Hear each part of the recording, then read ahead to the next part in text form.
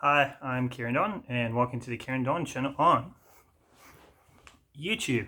So I ordered the Holyfield versus Belfort fight, so you didn't, and watched it, so you didn't have to.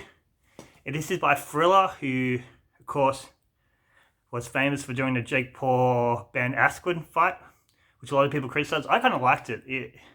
It was weird. It was like very little fights and a lot of musical performances, and the commentators were smoking pot. It was like more of a fever dream than a main event. I like that. I thought that was good. And I paid for that one. I didn't pay for the Logan Paul versus Mayweather fight. Thank fuck that was terrible. That was up for a lot. That was Showtime, I think. But yeah, oh man, that was shit. A pay-per-view is shit when you're watching it with mates and you're heavily intoxicated and you still think it's a shit fight. But anyway, I ordered the Holyfield fight from Main Event. You could also get it on Fight TV, which is the app where I get all my wrestling pay-per-views. And on Facebook, Fight was promoting the fight, and all these people were commenting like, "Oh, I used to respect his app, but then I got the Jake Paul fight and it was terrible. I deleted the app after that." And I'm like, "Oh, that's a bit extreme. You're deleting the app after one product you didn't like. You're like, do you burn down a movie cinema after seeing one movie you didn't like? Do you like have a sibling you don't like, so you kill your parents so they can't make another one?" Yeah, it's pretty bad. So it was originally meant to be Oscar De La Hoya versus Belfort, but Oscar De La Hoya got COVID, like everyone. He's okay now. Then they had to move it from LA to Florida because of Holyfield's licensing or something, boxing, just something. What's legal here is illegal there. It's ridiculous. Yeah, so I think what they were hoping was Holyfield would fight Tyson and Oscar De La Hoya will fight Mayweather. That's like the next chapter in these has-been fights. They had musical event artists in this one. Never really heard of them. I think they had a Cuban band. They had a Brazilian singer called Anita, who she was a highlight. I liked her music better than they had some other Latino rapper, I think. I don't know. I don't know. It was like a poor man's Bad Bunny. So they had Donald Trump commentating. I didn't actually have that option on. Couldn't work out how to put it on. But he commentated. And they interviewed him before the main event. He actually seemed like he knew a bit about boxing, so it was good. And it was actually interesting seeing Trump not booed. He actually got cheered by the crowd, which is good because this isn't a political freaking event. He's there as a commentator / spectator. They also had 50 Cent as a commentator, the rapper, and boxer Sean Porter, who's going to fight Terrence Crawford in a few weeks or something, or a few months. I actually liked Porter. I actually thought he was a good commentator, so I think he might have a career after he finishes boxing. Hopefully he beats Crawford, just because Crawford beat Jeff Horn. That's the only thing I got against Crawford. I guess maybe the reason why they had not as famous mainstream American artists is because they all were going to be at the MTV Music Awards, maybe, or maybe they were just trying to play to the demographic. I know Florida had a lot of non-American people live there, which is not me criticizing or anything. Just don't take me out of concept. The cat's distracting me right now.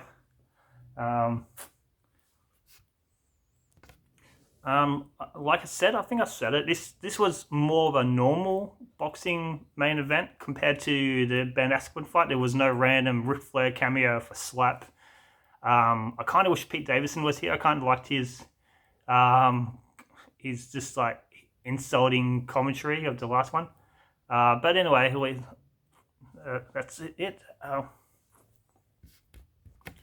So the first fight of the night was probably the worst fight. It was former world champion David Hayes versus billionaire. Apparently, he could just be a millionaire, but they called him a billionaire. Joe Foreigner. I didn't even bother learning his name. He was crap. I remember him from the Jake Paul last pay-per-view. The Jake Paul Ben Askren pay-per-view. He was crap then. He wanted to fight Jake Paul. He didn't. It was a crap fight. Yeah. Then after the fight, David Hayes won on points. Then David challenged Tyson Fury to a fight. Tyson Fury does want to fight everyone, so there's a chance that this will happen. They're both English as well. But the annoying thing about this fight was the setup. The commentator was saying they were friends, and I think they are friends. They seem pretty friendly. Then, like, they're saying these former friends are enemies, boxing tore them apart. Then, like, the next second they go, oh, these friends. Then the next second they're talking about their enemies. Like, okay, your story, like, he was like, they never actually explained why they're enemies, which they're not, but why they were enemies. It's kind of like when WWE used to have a pay-per-view, 2 pay-per-views a month, and they were ended up just throwing these random matches together. It's like, oh, yeah, these guys had a fight in the back room on a SmackDown. Now they're going to smack down in the ring. The next fight was the highlight. It was for a world title shot at 130 pounds. So it'd be the 130-pound contender. I don't actually know who has the title in those. I think there's 4 different champions at the moment. You know how there's a shitload of belts in boxing. But this was good. And the commentator was saying this is the fight of the night. Of course it is. These are the only 2 people who are actually fighters / relevant fighters. And it was Andy Vences versus the Irishman Joan O'Carroll.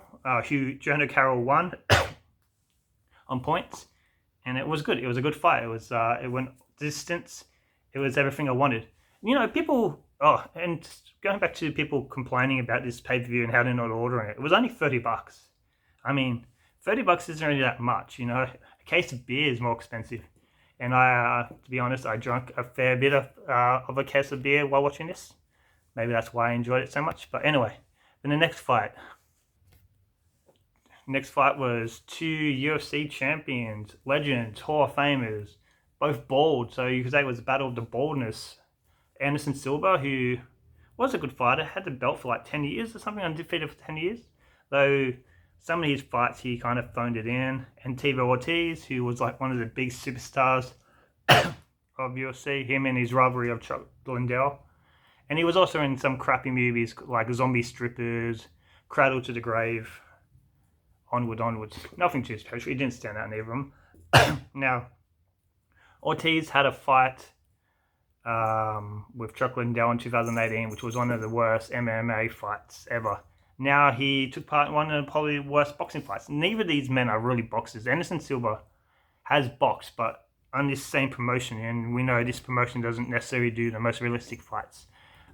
Also, Tito Ortiz had to drop 40 pounds in 4 weeks.